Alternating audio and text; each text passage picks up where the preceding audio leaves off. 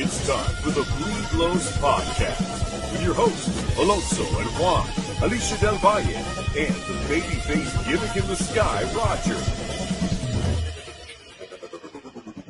And joining us on the Carne Asada is the Dodgers starting center fielder. You guys know I'm making a return visit to the show, and that is James Outman. James, ¿cómo estás, amigo? How's it going, guys? Thanks for having me on. Fantastic. James, first of all, I want to get your reaction. It's been a few months, but you finished third place in the Rookie of the Year voting. I mean, look, there were a lot of good rookies in the National League, but to be lumped in and to make it into the final three, has it sunk into you, or does that even matter to you, like getting voted into something like that when, look, I'm worried about next year already. Yeah, I mean, I think a little bit of both, to be honest. It was cool. It was a cool honor. But with that being said, I mean, I'm just here to play. So, I just want to keep playing and cement myself and win a World Series with the team. So was your family hyping you up, or were you just one of those people that were just like, look, I don't want to talk about it. Don't make me start thinking I have a chance. You're going to set me up. And then if I don't win, I'm going to be depressed. Yeah. I mean, I think they were kind of just stoked that I was a finalist. So, they're happy as long as I'm happy, so, they know I'm having fun playing. So, we didn't talk about it too much, to be honest. We were actually on vacation when they announced it. So I think you are a perfect example of mental strength, because looking back at your season last year, when you started off, you had that great start, and then you went through that little funk. And I think anybody else, I mean, I know I probably would have folded. I would have been like, that's it. I'm done. I'm not a major leaguer. I can't figure these guys out. They've adjusted to me. But you were able to overcome that. Like, how hard really was it just to keep going into that batter's box and saying to yourself, one of these days it's going to hit for me, and things are all going to change. It's going to change. Yeah. I mean, that's the nature of the game. It's never as bad as you think it is. It's never as good as you think it is. So, I believe that it was only a matter of time before I figured it out and started pulling my own weight a little bit. But it definitely helped when I was going through that we were winning so much, because that was May, I believe, and us having been winning series and stuff like that definitely felt like it was taking some pressure off. So I didn't feel like I was letting the guys down too much, and they were great. They were super supportive, and they let me kind of navigate my way, and they're helping me. But you gotta kind of do it. It's like a trial by fire. You got to do it yourself. But they were awesome during the whole process. But yeah, it's just kind of how the game goes. You gotta there's ups and downs, and everything feels like it's magnified in the big league. So the highs go really high and the lows go really low. Before I throw it over to Alicia, I do just want to ask if you did go through a slump buster. I mean, we've heard the stories. There's the sacrificing of chickens. There's that famous story that Mark Grace told on the Jim Rome show about the ultimate slump buster. Has the slump buster evolved in the major leagues, or do you still use the true and tried methods that veterans in the past have used? I'm sure I was trying everything, but I couldn't tell you like one specific thing that I was like, oh yeah, this ought to do it. Maybe it was like, all right, I'm gonna go to sleep with my socks on tonight, or just like weird stuff like that.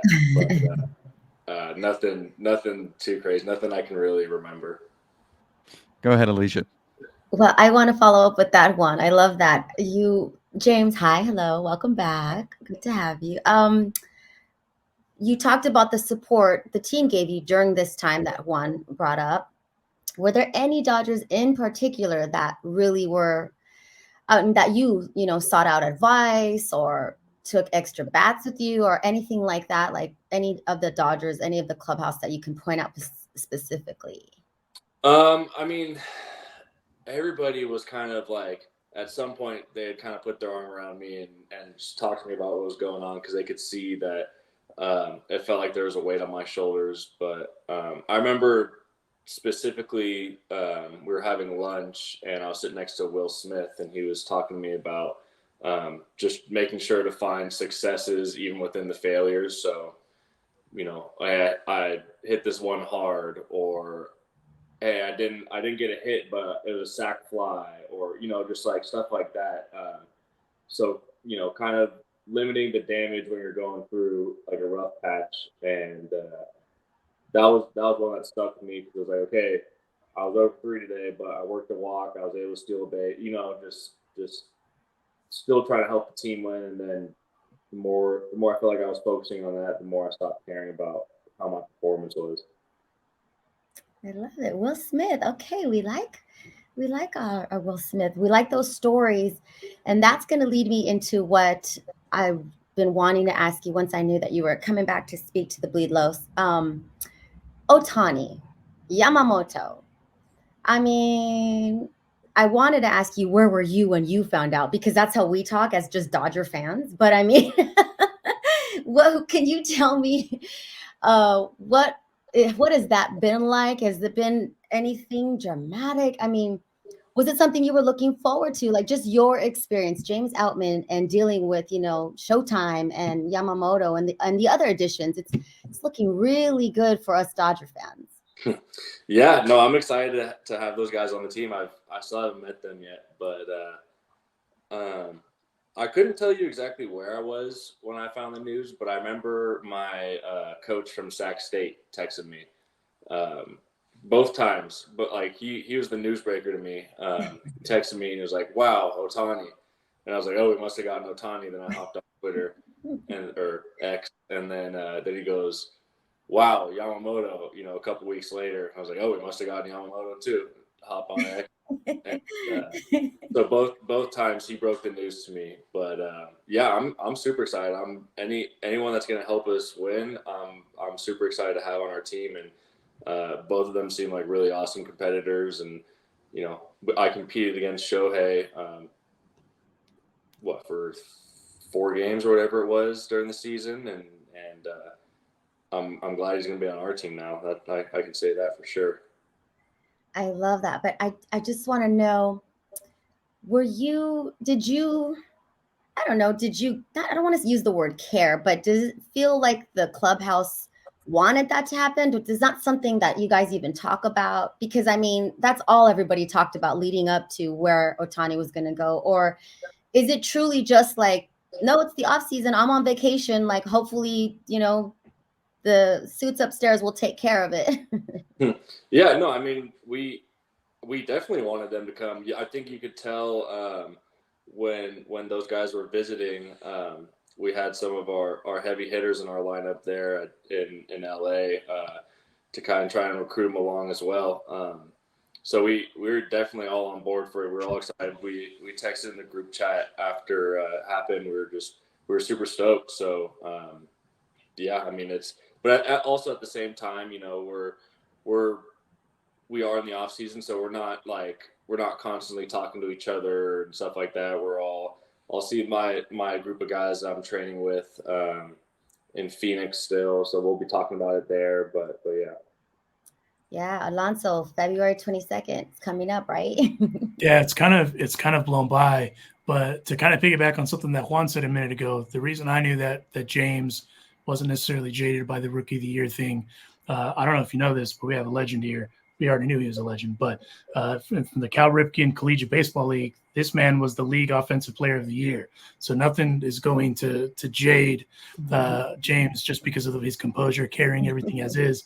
But James, all the baseball stuff aside, you had your year personally last year was a big year. You got married, if I'm not mistaken, like end of 2022, going into 23. As we all know, that off-season window is not big because you kind of jump back into training, and then you go into spring training. You also were fighting to make a roster spot. You did, and then you had the season that you had. So for you personally, how was the year for you overall? It was great. It was the best year of my life. hopefully next one will be better. But no, it was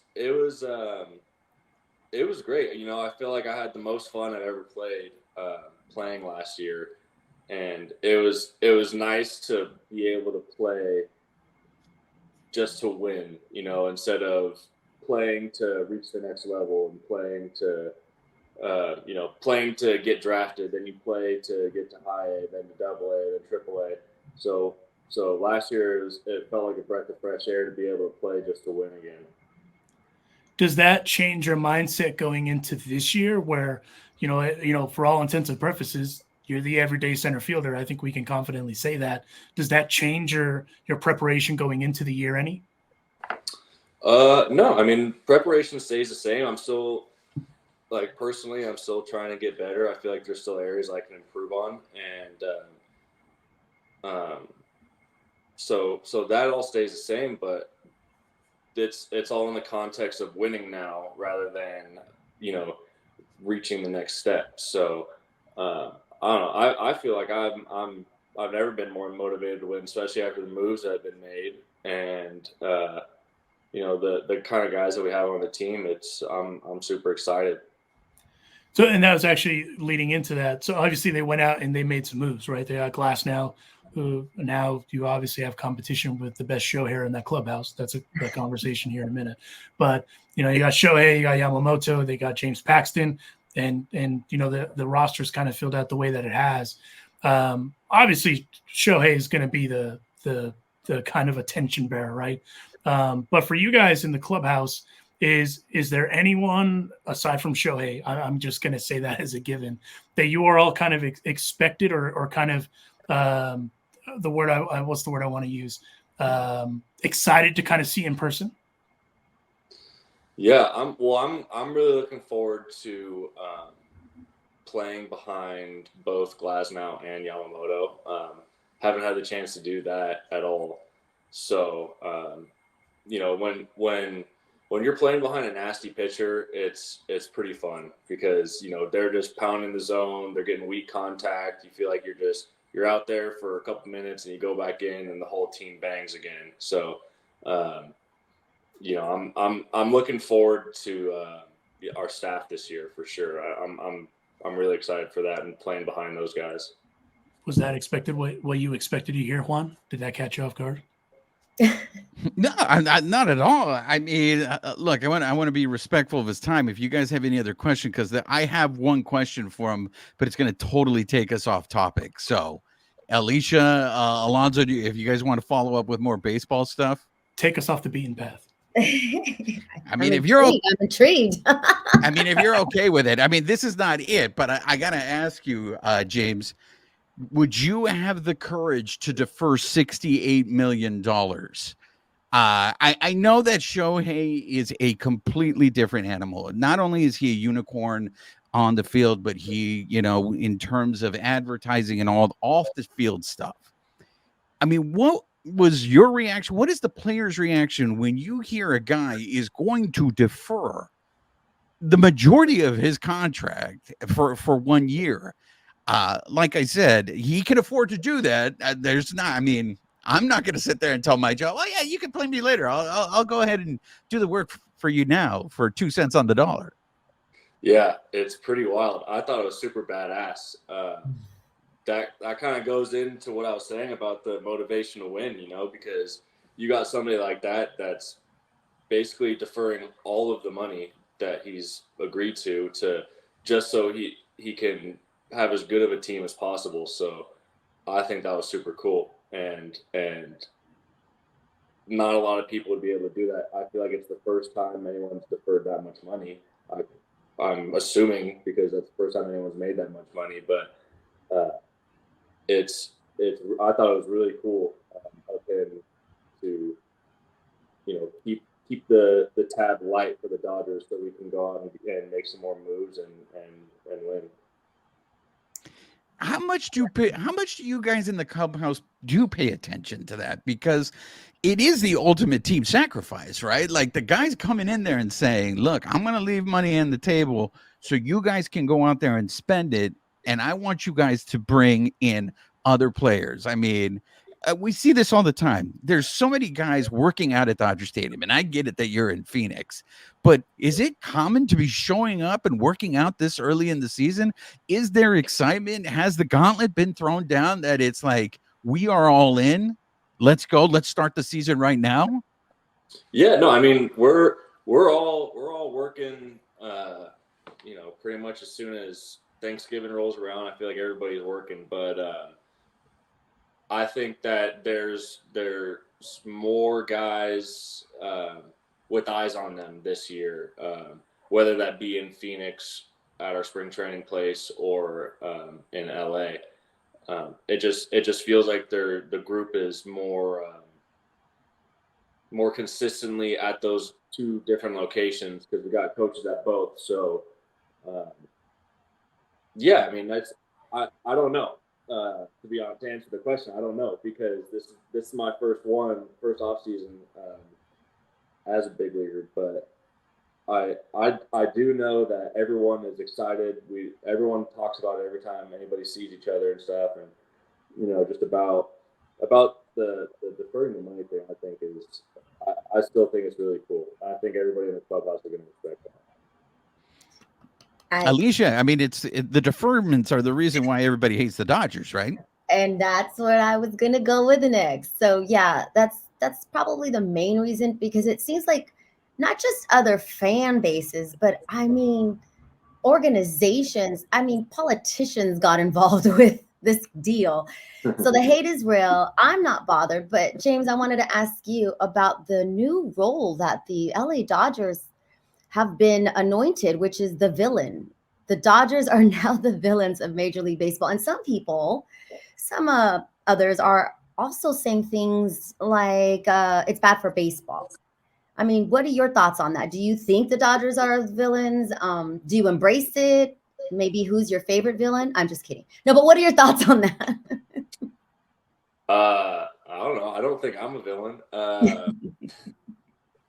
I don't think we're villains at all. We just we got a good team, and we're blessed to be playing for an organization that's willing to spend money and make moves like they have.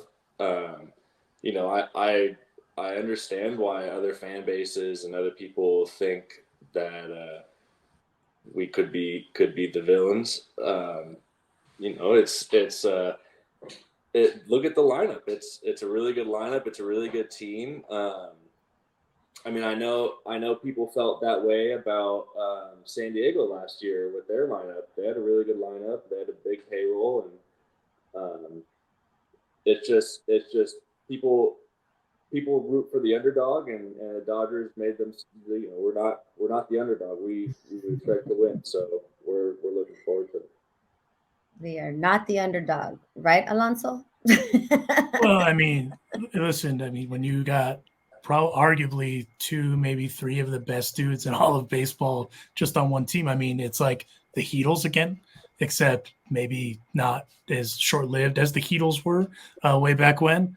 I did want to ask you, James, with the Shohei thing, have you and Glasnow talked about this at all at this point yet? The hair? Yeah. The yeah. We haven't. It's pretty tough in Arizona. The air's pretty dry, so it dries out my hair. I gotta give it extra attention out here. But no, we haven't. I haven't talked to him yet. I'm looking forward to it. We might have like a little standoff or something at first. We'll see. That actually would be incredible. I Just love standoff, the hair off, if you will. And I know you're supposed to be doing the plunge with your teammate Chris Taylor. Is that still happening? Yeah, as far as I know, it's still happening. Have you done a plunge before? Yeah, we got cold tubs and stuff at all of our locations. So I've actually been my pool's like 55 right now. I looked at what the temperature is at the beach, and it's like around there. So I've been practicing, just hopping in. I went in today for a little bit. Shout out to Chris Taylor and the foundation for the plunge. So what you're saying is I mean, I would never do. I am too tropical for any sort of a plunge like that. I personally could not do that as a Mexican from Mexico. But respect to you guys for jumping in on that. Yeah, You no, know, oh, I'm sorry. CT's got his foundation, and he's a really easy guy to get behind. It seems like he's always looking out for people, and I think this was an easy one for the guys to want to support him and go do it. That's a question I had, though. Clubhouse wise, do you feel like the clubhouse is kind of more united now than it's? I mean, obviously, I know you've only been there briefly in the grand scheme of things, but do you feel like there's a lot more cohesion going into the season than there kind of was previously? It's tough to say. I feel like every year is different, and you never really know until you get in and you're around them every single day to know how it works. And every year is different. Even if you have 99% of the same guys, it varies year to year. But I do know, for me especially, I've been in contact with the guys a little bit more than I was last year, and I've been able to talk to them and see them and just stuff like that. So to answer your question from my perspective, yes, but yeah. Juanito. Well, I want to be respectful of your time, James. So I just want to end it with this. Last year, we found out, thanks to your wife, about your secret talent. And I just don't know why you hid this, because if I had this ability, I would totally be bragging about it. And that is your starring role in the Pirates of Penzance. I mean, that musical theater is hard, people, but this guy's doing a Gilbert and Sullivan musical, which, for those of you who don't know, it's not talk singing. It's like really, really fast. So, James, how did you get this musical theater background, and are you secretly doing community theater performances that we are not aware of? in Arizona. No, the last one I did was when I was in 8th grade, but yeah, my sister actually was really into it, and my parents were very supportive of hers, and they would always, bring snack or whatever for the rehearsals, and I was probably in 2nd grade, so I would always tag along. So I spent a lot of time around it. I was like, oh, I want to do this too. It looks like a lot of fun. So once the plays rolled around in middle school, I signed up and did it. And the director of my middle school plays was actually he actually married me and my wife. He's a pastor. So it was kind of like a small world, but yeah, I just enjoyed it. That's kind of how I got closer with my sister is that area, and I'm not very musical anymore, but I had fun doing it. So how pissed were you at your wife for putting that out there? Like, did you tell her you are forbidden now from going to any red carpet events with me if you're going to put me on blast like that? No, I didn't care. It's I'm sure somebody could find it if they found a yearbook or something. No, I didn't care at all. I enjoyed doing it. It was a good time. The outfits were pretty ridiculous, but I think that's super cool. That's a talent. That's another talent. And why not, right? We should never stop learning and evolving. And it might be a lost talent at this point, but look, you guys could put on a production in spring training, because the director of minor league pitching for the Dodgers, Rob, he had a theater background. When we had him on the show, he told us, he's like, yeah, I was probably a better actor than I was a baseball player, but hey, I decided to give baseball a shot. But I didn't know that. I'll bring that up to him tomorrow. yeah. Mentioned it to him because he was making documentaries at Sundance. I'm like, bro, you're like 24 years old when you became the director of minor league pitching, and now you're telling me that you were hanging out with Paris Hilton at Sundance making documentaries. I mean, like, you guys have all these hidden talents. I don't understand why you guys keep this stuff a secret. Yeah, I mean, we just figure everybody wants to know about baseball. I didn't think it was that interesting. I'm telling you, when I found out that you not only did the Pirates of Penzance, I was just like, all right, musical theater is one thing, right? It's not like you were doing Oliver and you're doing Fagin here where you can just talk your way through it, but you're like doing like legitimate musicals. And I mean, I don't know how much of a dancer you were with the choreography. That's a choreography heavy show there.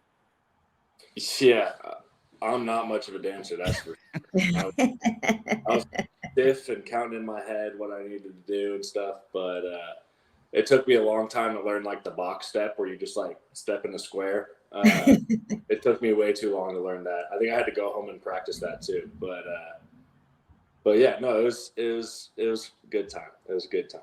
So what you're saying is you guys can cast your own production of The King and I in the Clubhouse, and it'll Right. be a banger. Yeah, it might be. I might need Rob's help, but as long as it might be good. I love it. James, we want to thank you for giving us time, and best of luck this season. I mean, I know everybody's excited to see what this team is going to be able to accomplish. I know the expectations are through the roof. I think we just want to see how all the pieces fit, and spring training is just right around the corner, but we can't wait for the season to start. So thanks for coming on. Yeah, we can't wait either. Thank you for having me on, guys.